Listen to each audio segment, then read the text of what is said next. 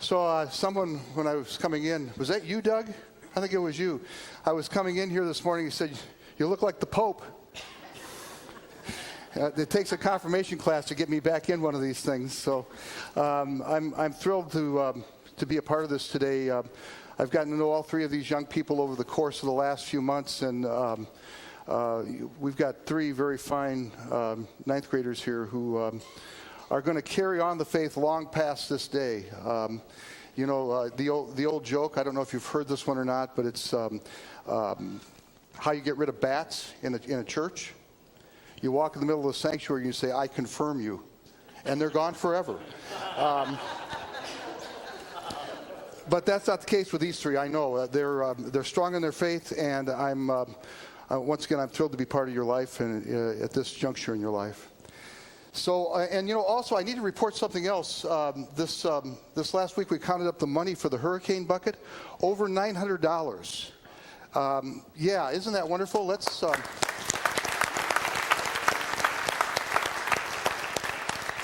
We have a little light here in Algona that continues to shine, and it keeps getting brighter, and I'm thrilled about that. That will go down for hurricane relief probably through the ELCA, and the bucket's still there if you want to contribute. But I'm just thrilled with what's happened so far.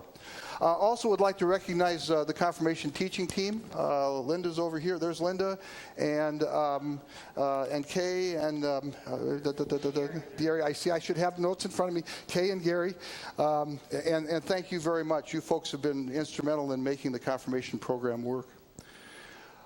So it was about 2 years ago now, and I was reminded of this. I kind of told this story a little bit during the 60 Plus program that I did a couple weeks ago. It was about 2 years ago now that Jill and I decided we were going to go over to Europe for a couple of weeks. Kirsten and Kari, our two youngest, were studying in Vienna, and we ended up making it a much larger trip than just like a long weekend in Vienna. We stayed for 2 weeks and spent most of the time in Scandinavia. And my dad went along. At the time, he was 86 years old, and my brother came along as well. And probably for me, at least, the most emotional part of the trip was going to find a couple of the home churches. So we saw Jill's home church north of the Arctic Circle. Her grandfather worshiped there. And then we went to a place north of Trondheim called Salberg Church, and that was the home for the Grindberg family. It was a couple of weeks before we left. I'd gotten hold of the caretaker, and said, could you maybe open up the church when we get there? We knew the date we were coming, and we'd like to just look around a little bit and maybe go out to the cemetery and see if we can find some gravestones. And he said sure. And so we're in the car. And we're driving up from Trondheim, and I get a text message from the caretaker.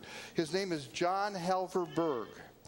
And John says, how many of you will there be today? And I texted back, and I said, well, 6. And he said, that's great. We'll have a little lunch for you when you get here. And so we pulled into the church, into the driveway, and John was there with his family. And I took one look at him, and I knew I'd seen this face before because I had looked in the mirror many times before. And as it turned out in the course of discussion, we're related. Is that crazy or what? And his mom and dad were there, and my goodness, she looks just like my dad. And the church historian, the local historian, was there with his family. The newspaper was there, complete with cameras, and they put out a spread for us, a Norwegian lunch that was just to die for. And so we went into the church. It's this little white wood frame building, like many of the white wood frame churches you see dotted around the Iowa landscape. And the historian brought out this bowl. And it had a scene of Adam and Eve stamped in the bottom of the bowl. And he said, this is our baptismal bowl. And he said, it comes from the 17th century was when it was made. He said, I can promise you, every one of your family members was baptized out of this bowl. Wow. got to hold that.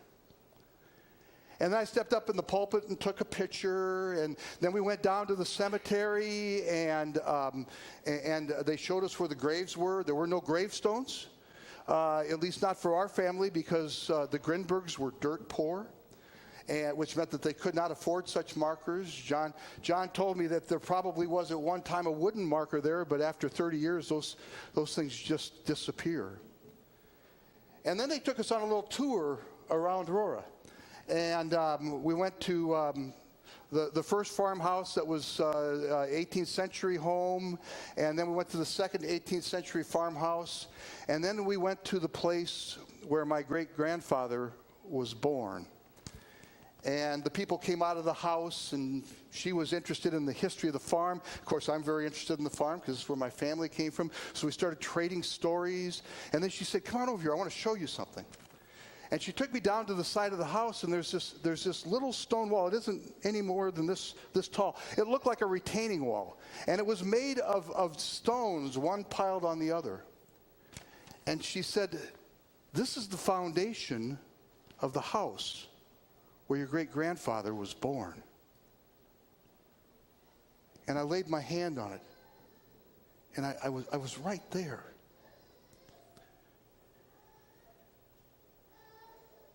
And you know, it's such a powerful thing to be that close to the place where you come from. I was imagining that day, another day long ago, the day in 1887 or 1888 when the letter came from Iowa. It was Pollyanna's sister who wrote the letter, and it said, "Come to Iowa. There's work here. There's a different kind of life here. There's something new." And of course, I mean, there was nothing back there. It was just loaded with brothers and sisters. And I could imagine them looking over this letter, sitting over their dining room table, talking about this. And what they were talking about was leaving everything they knew. I can tell you that the Grindbergs had lived in that valley for at least 200 years, because that's as far back as the journals go, the birth records go. And what's more is Christian, my great-grandfather, and Pollyanna, my great-grandmother, they had family there. Christian had 6 brothers and sisters. All of them had family there. They were just surrounded with family. They spoke Norwegian, their native tongue. It was comfortable. It was home. And all they had on the other side was a piece of paper with some ink on it. Come to Iowa. I didn't know what Iowa was. And I'll tell you that for the two of them, this was nowhere on the radar until that letter came. Because 2 years earlier, 1886, they scraped together enough money to buy a little postage stamp piece of property with this tiny house on it.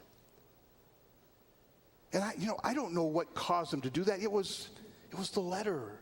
It was the promise of a new and different place. And on the hint, as it says in the book of Hebrews, on the hint of things as yet unseen, they sold everything they had.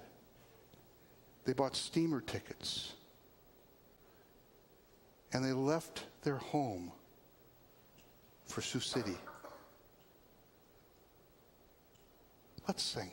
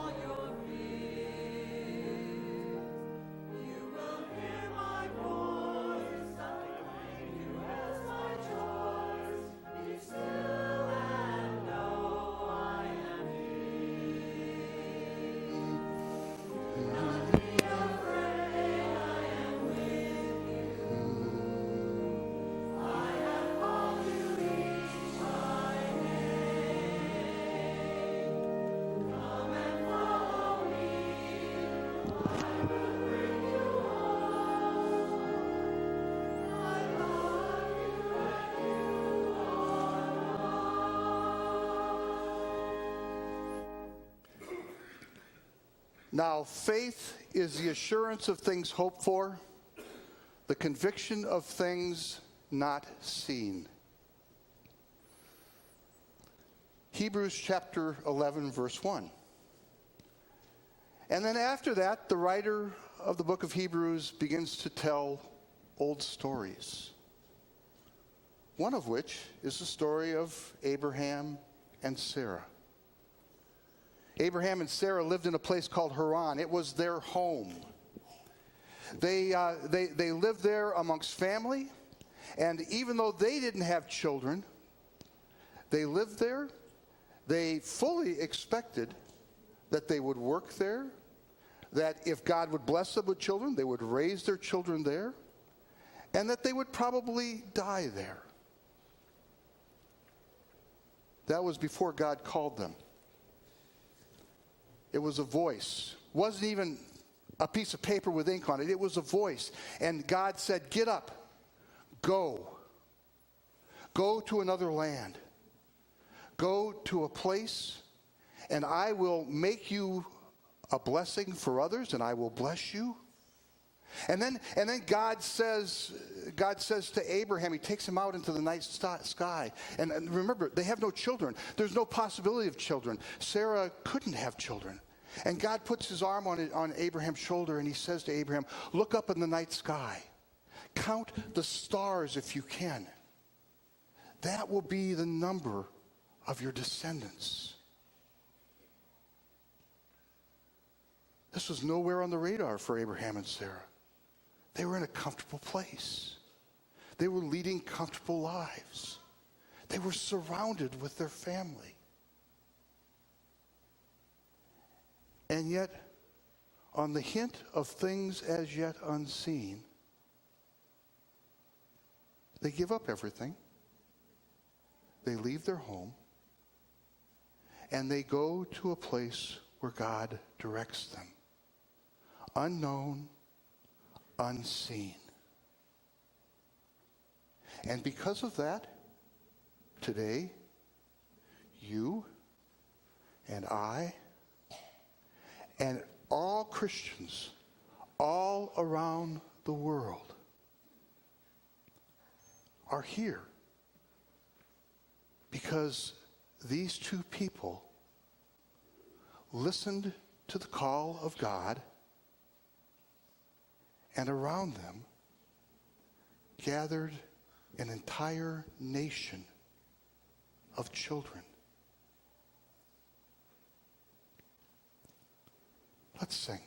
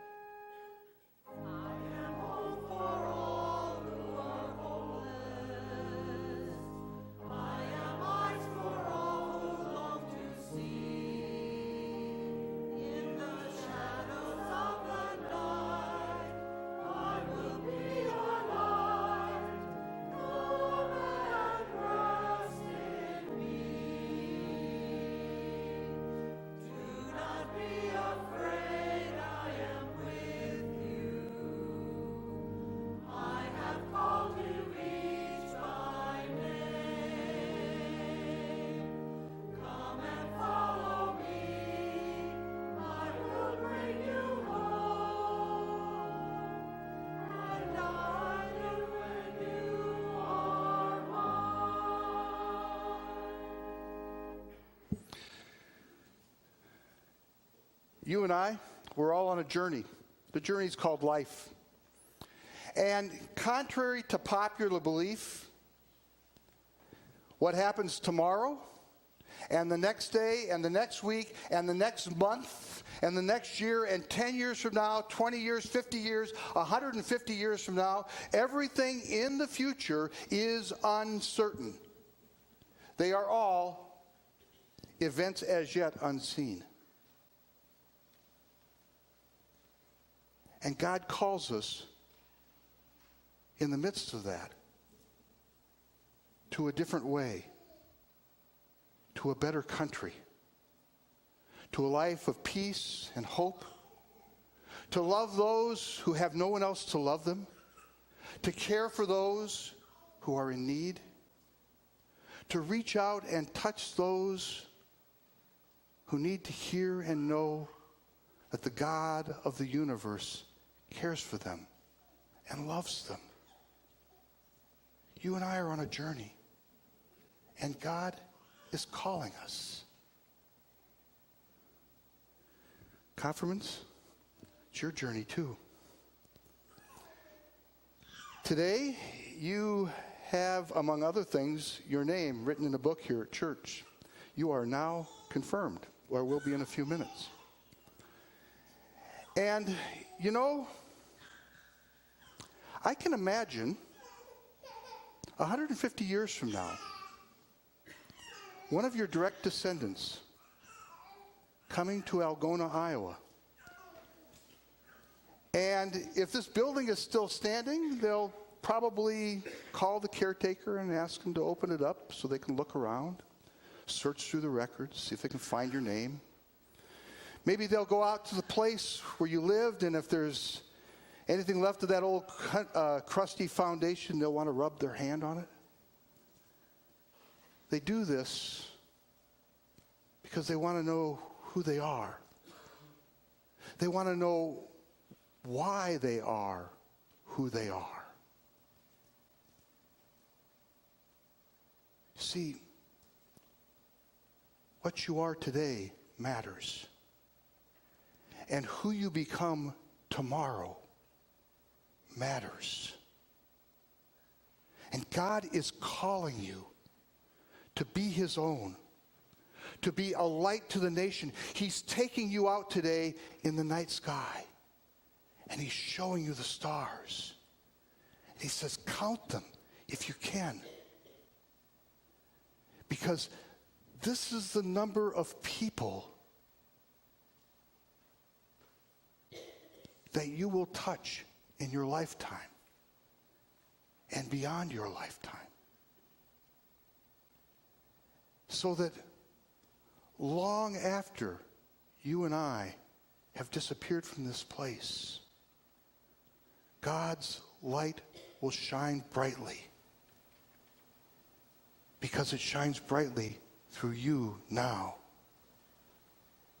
And all those lights, your children, just like you are Abraham's children, you are God's children.